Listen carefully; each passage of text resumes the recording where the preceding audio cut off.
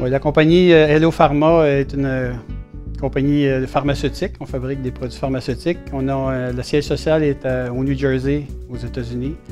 Ici, on a environ 250 employés, dont presque la moitié syndiqués. Bien, chaque employé ici a un habillement fourni par la compagnie.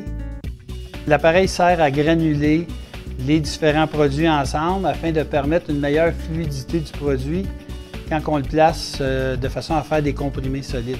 Lorsqu'on part une production d'une autre sorte de médicament, pour ne pas mélanger les deux produits. Habituellement, on va faire un lavage majeur, qu'on appelle un majeur. C'est là qu'on va enlever les lisses pour s'assurer qu'il n'y a plus de produits en dessous. La problématique était que pour soulever les lisses de l'appareil en question, qui pesait 225 livres, ça prenait 2 personnes pour opérer, pour sortir les lisses. Un qui opérait le palan à chaîne électrique, puis un autre qui devait manipuler les lisses pour la sortir de l'équipement. Mais on se mettait à deux, puis un manipulait la machine, puis l'autre manipulait les lisses, puis il faisait en sorte qu'il fallait une bonne communication pour ne pas se blesser. On pouvait se blesser au dos, on pouvait se blesser aux mains, on pouvait se faire écraser les mains entre la paroi et les lisses.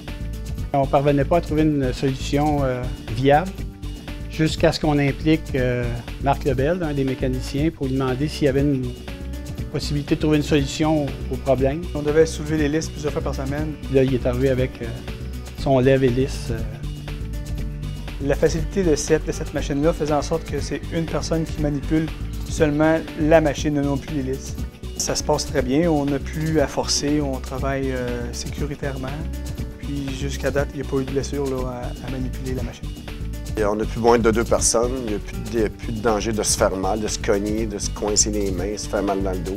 Je dois dire que la coopération était bonne parce que juste pour acheter les pièces d'équipement puis s'assurer de pouvoir avoir le financement nécessaire pour monter l'appareil, il n'y a pas eu d'objection de la part de la direction. Là, il était bien d'accord avec ça. Ça va faire connaître l'entreprise, ça va démontrer qu'il y a des gens ici qui sont impliqués en santé et sécurité, au niveau des employés, que ce soit syndiqués ou non, ou les membres de la direction. Puis en même temps, c'est nouveau, c'est la première fois qu'on s'inscrit à ce concours-là, puis je dois dire que c'est assez palpitant là, comme expérience. On a une copie similaire qui fait à peu près la même chose là, dans un autre département.